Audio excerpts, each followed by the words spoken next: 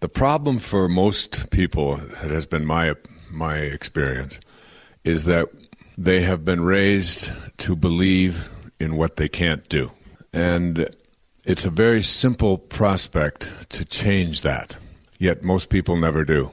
And it's one of the reasons why people are not very good at attracting into their life what they would like to have, whatever it might be, at any level. And I'm talking about from the very highest levels of miracles and healings and attracting abundance into your life to getting a job, to having relationships, the right person show up in your life. Anything that you can put your thoughts on or your attention on.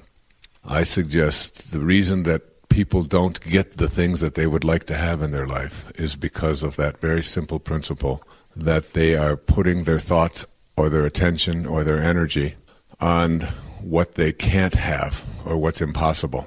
And it's a very simple paradigm for me. In the scriptures, there's a line that says, as a man thinketh, so is he.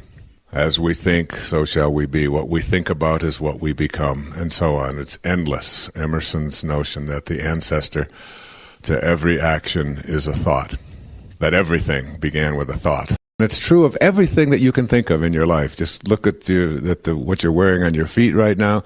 Somebody had to think about those shoes. Look at the chair that you're sitting on. Just wherever you are, just gaze around and realize that it all started with an idea, with a thought. As St. Paul put it in the New Testament, that which is seen hath not come from that which doth appear. That is, the source of everything in the world is not in the world itself. It's in something invisible, something imaginary, something that is formless, something that has no boundaries, and that is the world of thought, the world of ideas. And if you can just accept that premise that what you think about is what expands, then if your thoughts are on what you can't do, or if your thoughts are on what you dislike, or if your thoughts are on what always has been, or if your thoughts are on what other people expect of you, and even if you despise all of that, and even if you find a lot of fault with that, and if you're very angry about all of that, about the way things always are, or always have been, rather, or the way things used to be. If your energy and your thoughts are on those things that you dislike, then you will attract more of what you dislike into your life.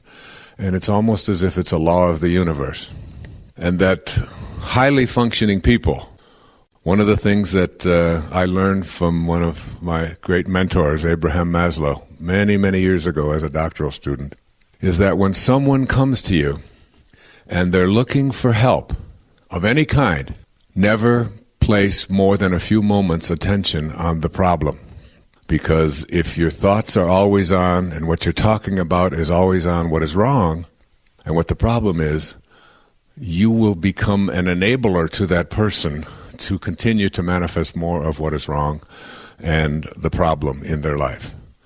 And that highly functioning people, self-actualizing people that Maslow called them, were people who didn't think about what is, not even what is. And just notice in your life, as you think about this principle of having a mind that is open to everything, think about how many people you run into every day whose thoughts are on the circumstances of their life, and who talk about the circumstances of their life.